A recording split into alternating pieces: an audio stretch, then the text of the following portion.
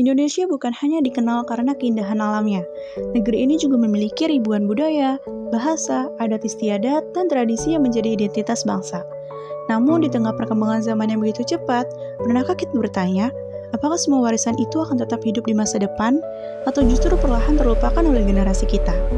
Di video kali ini, kita ingin mengajak kalian melihat bahwa kearifan lokal ternyata masih hidup di sekitar kita, bahkan dalam hal-hal sederhana yang seringkali kita tidak sadari. Di tengah perkembangan teknologi dan budaya luar yang semakin mudah masuk ke kehidupan kita, pernah gak sih kalian berpikir bagaimana caranya agar budaya Indonesia tetap lestari? Padahal tanpa kita sadari, banyak sekali nilai-nilai kearifan lokal yang masih kita lakukan setiap harinya. Mulai dari gotong royong, saling membantu tetangga, menjaga sopan santun, hingga melestarikan budaya daerah. Nah, di video kali ini kami akan membahas bagaimana kearifan lokal bisa menjadi bagian penting dalam kehidupan kita. Saat ini banyak sekali generasi muda yang lebih mengenal budaya luar dibandingkan budaya daerahnya sendiri.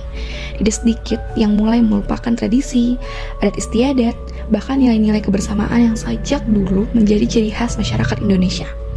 Jika hal ini terus terjadi, maka identitas budaya bangsa bisa menjadi semakin terkikis. Padahal Indonesia sendiri memiliki kekayaan budaya yang sangat beragam dan menjadi salah satu kekuasaan dan kekuatan bagi bangsa. Sebelum membuat video ini, aku jadi sadar kalau kearifan lokal ternyata jauh lebih dekat dengan kehidupan kita daripada yang selama ini aku bayangkan. Awalnya, aku mengira kearifan lokal hanya identik dengan rumah adat, tarian tradisional, atau pakaian daerah. Padahal, tanpa kita sadari, nilai-nilai kearifan lokal masih hidup dan kita lakukan setiap hari. Misalnya, ketika membantu orang tua di rumah, menyapa tetangga dengan ramah, ikut menjaga kebersihan lingkungan, atau saling membantu saat ada warga yang membutuhkan. Kebiasaan-kebiasaan sederhana seperti inilah yang menjadi warisan berharga dari para pendahulu kita. Sebagai mahasiswa pendidikan tata busana, aku juga belajar bahwa budaya tidak hanya tercermin dari perilaku masyarakat, tetapi juga dari karya yang mereka ciptakan. Salah satu contohnya adalah batik. Bagi sebagian orang, batik mungkin hanya dianggap sebagai kain bermotif. Namun sebenarnya, setiap motif batik memiliki makna, filosofi, bahkan cerita yang menggambarkan karakter dan identitas suatu daerah. Begitu juga dengan kebaya dan berbagai kain tradisional Indonesia.